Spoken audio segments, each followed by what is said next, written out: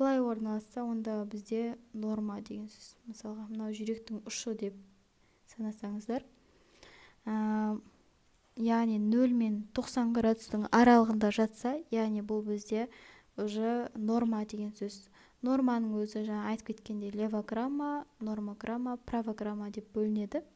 Левограмма 0 мен плюс 30 градустың аралығы, нормограмма плюс 30 бен плюс 60 градустың аралығы, правограмма плюс 60 бен плюс 90 градустың аралығы болып табылады. Яғни горизонтальды норма және де вертикальды орналасу жүректің осының. Бірақ бізде барлығы норма болып саналады.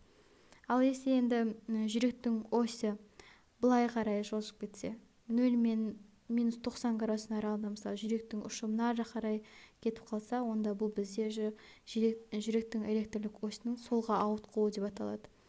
А минус 90 мен уже минус 180 градустың аралығына кетсе, онда бізде